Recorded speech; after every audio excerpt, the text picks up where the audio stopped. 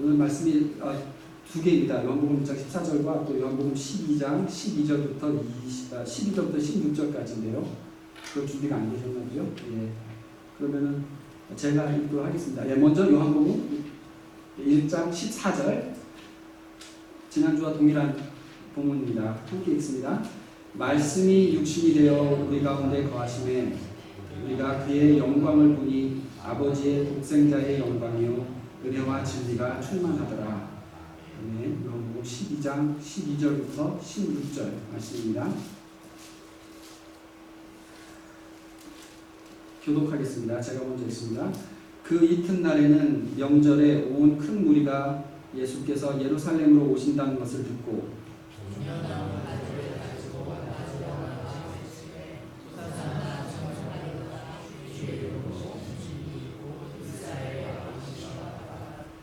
예수는 한 어린 나귀를 보고 타시니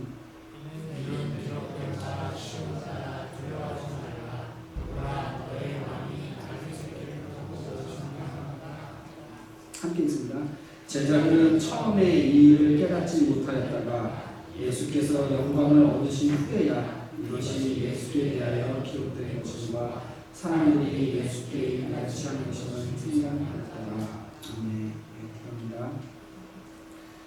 하나님, 종려주일 예배입니다. 호산나 외치던 그 군중들의 함성소리와 모든 축하의 분위기에서 입상하셨던 우리 예수님의 참된 영광이 무엇인지 오늘 묵상할 때에 하나님께서 우리 가운데 하나님의 귀한 것이 무엇인지, 우리가 추구해야 될 것이 무엇인지 다시 한번 고쳐지고 바르게 하나님을 바라볼 수 있는 귀한 시간 되기를 원합니다. 우리 말씀 속에 하나님 역사하시고 성령으로 우리 가운데 임하셔서 정말 하나님을 바른 모습으로 바라볼 수 있도록 바꿔주는 역사가 있도록 축복하여 주시옵소서. 예수님 이름으로 기도드립니다. 아멘. 오늘은 요한복음 1장 14절 이 한 구절을 갖고 세 번째로 나누는 말씀입니다. 1장 14절에 대해서 첫날 설교에서는 말씀이라는 단어를 중심으로 갖고 둘째 날은 육신이라는 단어, 그리고 오늘은 영광이라는 단어의 의미를 깊이 생각해 보기로 하겠습니다. 다음 주에 이어서 은혜와 진리에 대해서 말씀을 나누면은 이제 1장 14절에 관한 설교 시리즈가 마칠 것 같습니다. 한 주만 더 하면은 2장으로 우리가 넘어갈 수 있을 것 같습니다. 제가 말씀드렸던 것처럼 요한복음은 1장부터 아주 깊은 물에 던져버리는 그러한 복음서라고 말씀을 드렸었죠. 시작할 때부터 삼위일체, 성육신 이런 내용들이 함축되어 있으니까는 이걸 대충 넘어갈 수는 없고, 그래서 좀 그동안 어려웠을지도 모르는데 다행인 것은 1장만 넘어가면 아니면 오늘부터 이제 내용이 많이 쉬워집니다. 그러니까는 그건 다행인 것 같아요. 자, 이제 앞으로 요한복음 계속 이어져 갈 때에 계속되는 은혜가 여러분에 임하기를 바랍니다. 예, 오늘이 이제 종려주일입니다. 그래서 예수님께서 예루살렘에 입성하시고 사람들이 호산나를 외치면서 종려나무 가지를 흔들고 예수님을 맞이하는 그 사건이 있었던 주일날입니다. 오늘 말씀은 이 종려주일의 사건과 또 그 사건에 담겨있는 아이러니에 대한 내용으로 이어지게 될 텐데요. 그 전에 먼저 요한복음 1장 14절에 나오는 이 독생자의 영광에 대해서 생각을 해보기 원합니다.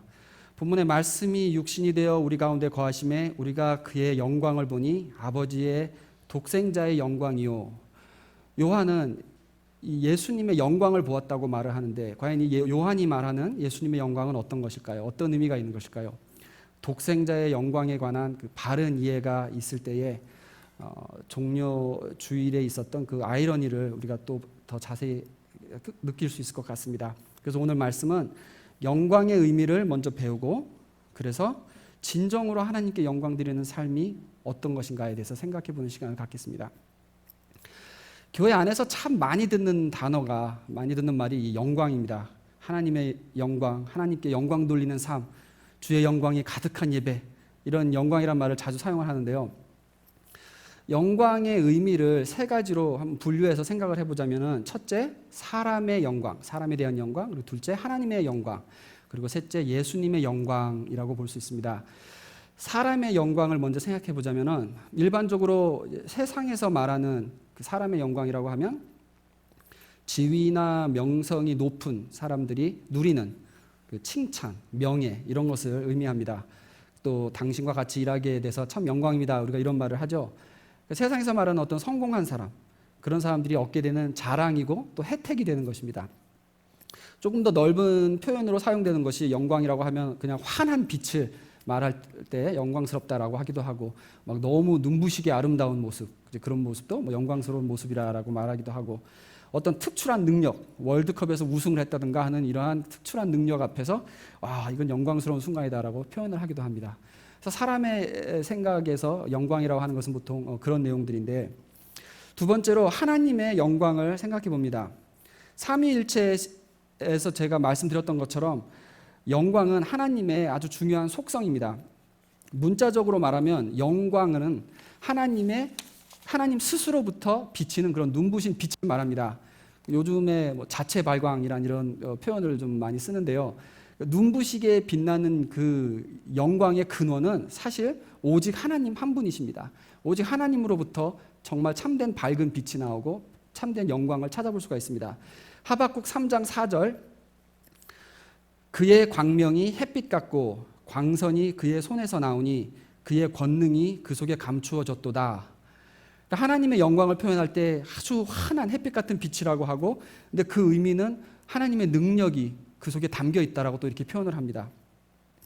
또 출애굽기 40장 35절에 보면 모세가 회막에 들어갈 수 없었으니 이는 구름이 회막 위에 덮이고 여호와의 영광이 성막에 충만함이었으며, 여기서 의미하는 것은 여호와께서 임재하신 여호와의 그 프레젠스가 가득한 그 상황을, 또 여호와의 하나님의 영광이 가득한 그런 곳이다라고 이렇게 표현을 하고 있는 것입니다. 그래서 이거 외에도 많은 성경에 하나님의 영광에 대한 구절이 있지만은 정리해서 보자면은 하나님께서 임재하실 때 나타내어지는 하나님의 속성이 곧 영광입니다. 이것은 눈부신 어떤 놀라운 힘이나 그런 빛이나 엄청난 무게감 이런 것으로 표현이 되어지는 것입니다. 더 간단하게 말하면 하나님이 임재하시면서 자신을 드러내실 때 그것이 우리에게는 영광으로 보여지는 것입니다.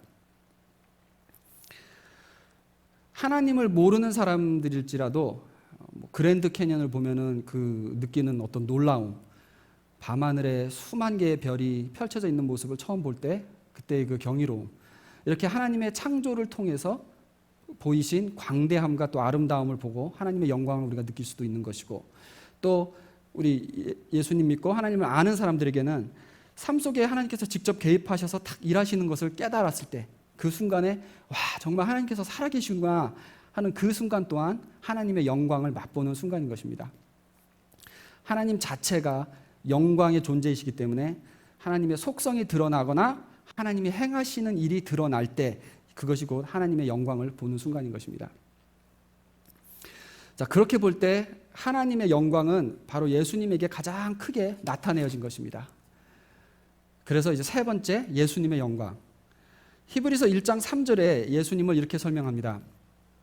이는 하나님의 영광의 광채시요 그 본체의 형상이시라.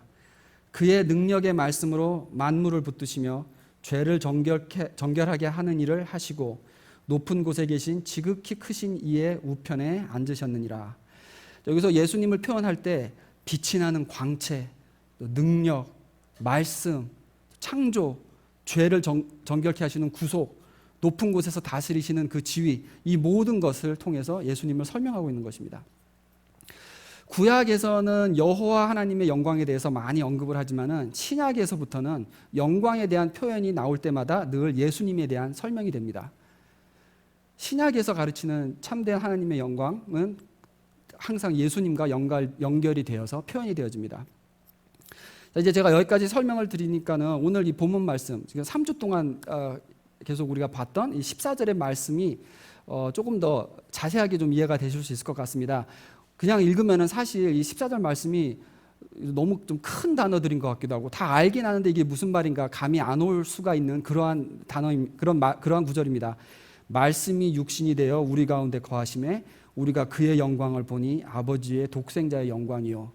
이게 탁 마음에 와닿지는 않는데 굉장히 중요한 말씀이거든요. 그럼 이제 지난 3주 동안의 설교를 우리가 다 모아서 한번 생각을 해보면 하나님이신 예수님께서 사람의 몸으로 오셔서 십자가의 고난을 통해 하나님의 본심을 완전하게 드러내신 것입니다. 그렇기 때문에 이 예수님의 삶과 죽음과 부활을 통해서 하나님께서 스스로를 보여주신 것이 되고, 그렇기 때문에 이것이 하나님의 영광이 드러내졌다라는 것입니다. 이 사실을 우리가 깊이 묵상을 해보면서 정말 내가 생각하는 잘못된 영광이라는 것의 의미를 다 바꿀 수 있는 그런 계기가 되기를 원합니다. 세상이 말하는 그 어떤 영광, 빛나게 아름답고 막 잘생기고 능력이 뛰어나고 지위가 높아지고 출세하는 이런 것이 전혀 영광이 아니라는 것이죠. 우리 아이가 SAT를 만점을 받아서 가문의 영광이 되는 것이 아니고, 우리 아들이 출세를 해가지고 큰 대기업에 들어가고 뭐 사장이 되고, 그렇다고 해서 이게 영광스러운 순간이 된다는 것이 아닙니다. 우리가 그런 일들을 영광스럽게 여겨왔던 이유는 뭔가 우리 마음에는 이런 특출난 아름다움이라든가 능력, 이런 성공이 가져다주는 그런 그 빛나는 순간에 대한 갈망을 우리가 품고 있는데, 이제 그런 것들을 영광이라고 해서 착각을 한 것이죠. 그렇지만 사실은 그것이 영광이 아니고, 영광의 참 근원은 오직 하나님. 그래서 참 영광이란 오직 하나님의 속성이 드러나는 순간, 그것이 곧 영광이라는 것입니다. 사람은 자체적으로 영광을 생성해서 이렇게 누릴 수 있는 그런 존재가 아예 아니라는 것이죠. 그러니까 내가 성공을 해서 하나님께 영광을 돌려야지, 우리가 흔히 많이 듣는 이야기죠. 내가 성공을 해서 하나님께 영광을 돌려야지라는 이 말 자체가 사실 이게 성립이 안 되는 말입니다. 내가 세상으로부터 무슨 영광을 모아가지고 세상에서부터 영광을 얻은 다음에 그걸 하나님께 돌려드린다는 이런 표현 자체가 이게 성립이 안 된다는 말입니다. 세상에서의 성공과 출세는 영광과 아무런 상관이 없다는 것이죠. 오직 내가 하나님의 성품을 드러낼 수 있다면 그게 곧 나를 통해서 하나님의 영광이 보여지는 유일한 길입니다. 물론 우리가 귀한 일이 이루어졌을 때 하나님께 영광을 돌립니다라고 하는 말의 의미를 우리가 또 이해는 합니다. 이게 내가 잘해서 그런 게 아니라 하나님께서 다 인도하시고 하나님께서 다 허락하셨기 때문에 이 자리에 왔습니다라고, 내가 영광을 취하지 않겠습니다라는 그 표현인데 맞는 의미입니다. 그렇지만은 그런 말을 우리가 듣고 생각을 할 때에 혹시라도 내가 무슨 영광을 얻어서 하나님께 돌리는 거다라는 이러한 오해가 있을까봐 제가 설명을 드리는 것입니다. 영광은 그런 것이 아니란 것입니다. 자, 그래서 하나님의 성품을 드러내는 삶을 예수님께서 가장 완벽하게 이루어내신 것입니다. 그럼 어떻게 예수님께서 하나님의 영광을 드러내셨고 또 부활하신 후에는 하나님과 같은 그 영광을 취하는 자리까지 가시게 되셨나요? 요한계시록 5장 12절에 답을 줍니다. 죽임을 당하신 어린 양은 능력과 부와 지혜와 힘과 존귀와 영광과 찬송을 받으시기에 합당하도다. 죽임을 당하셔서 높임을 받게 되신 것입니다. 빌립보서 2장을 보면 바울이 이 부분에 대해서 더 자세하게 설명을 합니다. 바울은 예수님께서 자신을 낮추어 죽기까지 복종을 하셨기 때문에 하나님께서 지극히 높이시고 모든 이름 위에 뛰어난 이름, 최고의 명성을 주셨다고 기록을 합니다. 예수님께서는 죽음으로 영광에 이르게 됨을 직접 보여주신 것이죠.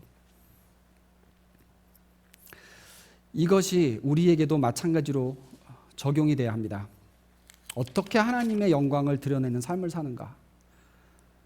내가 죽을 때, 내 성품, 내 자아가 죽을 때, 나에 관한 모든 것이 죽을 때, 내 욕심이 죽고 내 야망이 죽을 때 비로소 나에게 남는 것이 하나님의 성품입니다. 그 성품이 내 삶을 통해서 드러날 때 그것이 하나님께 영광을 돌리는 삶이라는 것입니다. 사랑하고 온유하고 인내하고 화평하는 이런 성령님께서 주시는 그 성품만 내 속에 남아있고 그렇게 사는 것이 하나님을 영화롭게 하는 삶입니다. 그러니까 영광으로 가는 길은 내가 뭘 성취하는 것이 아니고 오히려 내가 죽어야 되는 것입니다.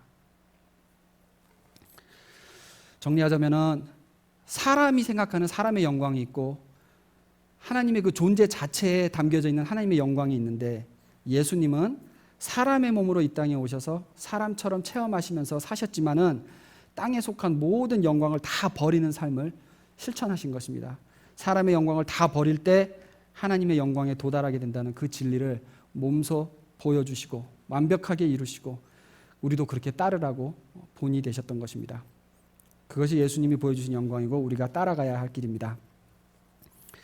자, 이제 이것을 깨닫고 난 다음에 이 종려주일의 사건을 읽어보면은 참 예루살렘에 입성하시는 예수님하고 또 호산나를 외치던 그 군중들의 모습에 큰 아이러니가 있다는 것이 보여집니다. 예수님은 지금 죽으러 가시는 길이죠. 죽으러 가는 길인데 군중들은 전혀 다른 생각을 품고 있습니다. 호산나라고 외치는데 이 호산나라는 말 자체가 우리를 구원하소서 혹은 우리에게 이미 구원이 임했다라는 이런 찬양을 올리는 그러한 의미입니다. 그러니까 군중들은 지금 자기들을 구원해달라고, 자기들이 원하는 걸 이뤄달라고 예수님만이 이 지금 로마 정권을 뒤집고 우리를 건져낼 능력자라고 외치고 있는 것입니다. 예수님께서 사람을 구원하시기 위해서 예루살렘에 입성하고 계시는 것은 그건 맞는 사실인데, 그러니까 이게 지금 틀린 건 아닌데, 문제는 이 군중들은 예수님께서 막 하늘에서 불을 내린다던가 누가 봐도 막 와 하고 놀랄 만한 그런 모세의 기적, 엘리야의 기적을 기대하면서 지금 찬송을 하고 예수님을 높이고 있는 것입니다. 그러나 그들의 기대와는 달리 예수님이 아시는 구원의 길은 이제 5일 뒤에 십자가에서 벌거벗겨져서 피 흘리며 못 박히는 정말 추하고 치욕스러운 죽음이 구원의 길이었고, 그 죽기까지 복종하시는 삶만이 진정한 영광이었음을 아셨던 것입니다. 그래서 이제 이 예수님 이 호산나 입성하시는 장면을 그린 그 그림들을 보면은 사람들은 막 기뻐하고 이렇게 환호를 하는 모습들이 보이는데 예수님의 얼굴은 상당히 굳어져 있어요. 뭐 근엄함을 넘어서서 굉장히 좀 답답해하시고 안타까워하시는 슬픈 표정을 짓고 계십니다. 우리도 한번 함께 생각을 해보시기 원합니다. 내가 생각하는 영광이란 무엇인가? 나는 무엇을 목표로 살아왔고 무엇이 영광된 삶이라고 생각해 왔는가? 내가 어떻게 하나님께 영광을 돌리기를 원하고 있는가? 그동안 나는 혹시 지금껏 예수님의 마음과는 전혀 상관없는 그런 것들을 꿈꾸면서 군중들과 함께 나뭇가지를 흔들고 있었던 건 아닌가? 내 기도 소리에는 내 관심만 가득 차 있어서 호산나 함성 소리에 다 묻혀버린 그 예수님의 슬픈 표정을, 그 얼굴을 놓치고 있는 것은 아닌가라고 생각을 해봐야 할 것입니다.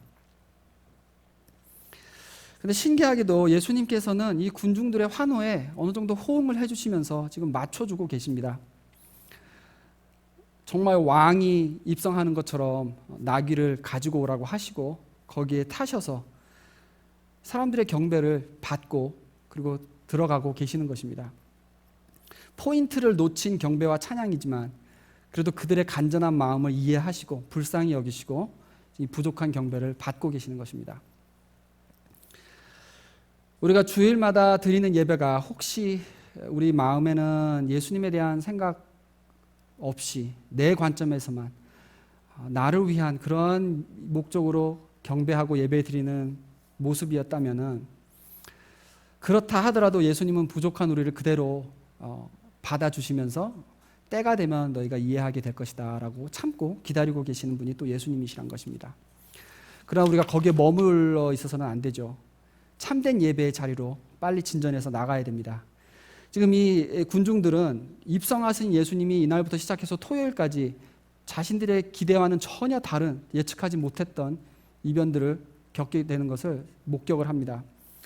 그 바로 다음날 월요일날 예수님은 성전에 들어가셔서 장사꾼들의 테이블을 다 엎으시고, 가룟 유다는 이때쯤에 이제 예수님을 팔아먹을 그 계략을 진짜 본격적으로 진행하고, 최후의 만찬이 목요일날 일어나고 겟세마네 동산에서의 그 눈물의 기도, 그 다음에 다음날 새벽 체포되셔서 여기저기 끌려다니시며 재판을 받고 온갖 조롱과 배신과 채찍과 아픔을 다 감당하신 후에 십자가에서 숨을 거두시게 됩니다.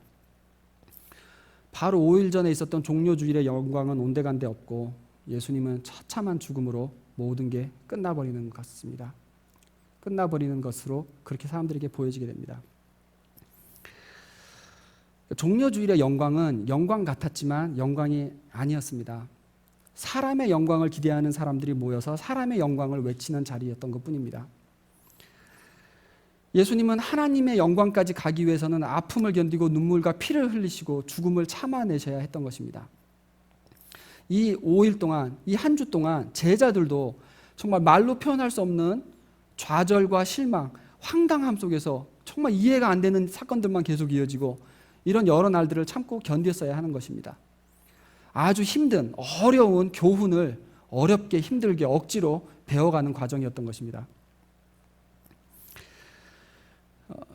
지난 목요일 날 3일 전에 우리 기도 모임을 했었는데요. 평소보다 한 반 정도밖에 모이질 못했습니다. 근데 뭐 숫자가 적어서 그랬는지 우리가 나눔의 시간을 가지는데 이런저런 이야기가 좀 계획이 없이 이렇게 이어져 가지고 나중에 정말 각자의 그 가슴에 묻혀 있었던 참 아픈 기억들, 옛날에 정말 바닥까지 내려가서 죽음의 문턱까지 바라봤던 그러한 시간의 이야기들을 서로 나누게 됐습니다. 그날 찬양은 딱 2곡만 부르면서 계속 똑같은 거 반복해서 부르고, 그리고 뭐 기도도 잠깐밖에 못했어요. 근데 그때 나눴던 간증들이 정말 그 절망이 깊어져서 죽음의 문턱을 바라보고 있었던 우리가 어떻게 그 골짜기를 빠져나게 되었는지, 어떻게 하나님께서 우리를 인도하시고 나는 하나님을 잘 섬기지 못하고 있던 자리에서, 하나님을 모르고 있던 자리에서 어떻게 하나님께서 계획하시고 건져내시고 이끌어 오셨는지, 그런 거에 대한 아주 귀한 간증들을 나누는 간증 집회가 되어버렸었습니다.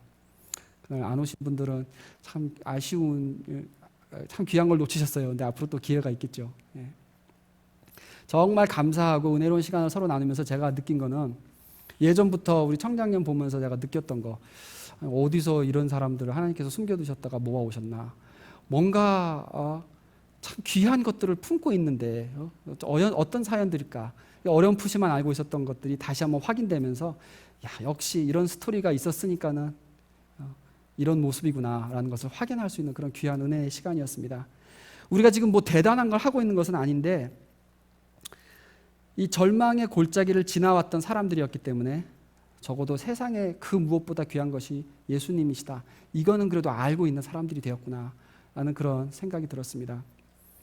이 간증들 붙들고 이 믿음 지키며 살아가면 그것이 곧 하나님의 영광을 드러내는 삶이라고 저는 확신합니다. 내가 연약해지는 만큼, 바닥으로 내려가는 만큼, 그곳에서 내 자아가 죽는 만큼 하나님의 영광을 보게 됩니다. 성금요일의 눈물을 아는 만큼 부활절의 기쁨을 알게 되고, 그렇게 예수님은 참된 하나님의 영광의 자리에 가시기 위해서 인간의 모든 영광을 버리셨다는 것, 이것이 이번 주간에 우리가 고민해야 되고 깊이 생각해야 될 가장 중요한 포인트입니다. 미국 복음주의의 3인방이라고 할 수 있는 3인방 중에 한 명이신 이 잔 파이퍼 목사님께서 1986년도에 쓰신 Desiring God이라는 책이 있습니다. 굉장히 오래된 책이긴 한데, 이 책에서 이 목사님께서 다음과 같은 굉장히 유명한 말씀을 하시는데, 이 말이 정말 그 이후 수많은 크리스찬들의 신앙의 방향과 목표를 바꾸는 그런 큰 임팩트를 남기는 말이 됩니다. 80년대, 90년대는 어떻게 보면은 그 prosperity gospel, 성공하고 출세해야지 이것이 하나님의 영광을 돌린다라는 그러한 내용들이 많이 미국에도 번지고 있던 시대였습니다. 그때에 이 말씀을 하셨는데, 저도 이 말씀을 통해서 참 큰 임팩트를 받고 늘 지금도 이 체크를, 내 신앙이 지금 바른가를 체크를 하는 그런 말씀입니다. 우리가 하나님 안에서 최고로 만족할 때 하나님은 우리 안에서 가장 큰 영광을 받으신다. God is most glorified in us when we are most satisfied in Him. 어떻게 하나님께 영광을 돌릴까? 어떻게 하나님을 영화롭게 할까? 그 답은 오직 하나님을 내가 기뻐하고 하나님 안에서 내 모든 만족을 얻는다면 그것이 곧 하나님께 영광 돌리는 삶이라는 것입니다. 다른 조건이 없습니다. 뭘 성취해야 될 것도, 내가 뭘 이루어서 증명해줘야 될 것도 아무것도 없이 오직 내가 하나님으로 온전히 만족을 하고 있다면 그것이 하나님께 영광을 돌리는 삶이라는 것입니다. 막 힘든 상황에서 우리가 눌려있고 바닥에서 헤매고 있을 때 그런 생각을 합니다. 내가 빨리 여기서 벗어나서 하나님께 영광 돌리는 삶을 살아야지, 그 자리에 가야지라는 이런 우리가 생각을 품기도 하는데, 그게 아니라 그 바닥에서 그 자리에서 내가 어떻게 정말 이 자리에서 하나님을 만족하고 예수님만으로도 내가 기뻐하며 사는가? 그런다면은 그것이 곧 영광, 하나님께 가장 큰 영광을 돌리는 삶이라는 것이죠.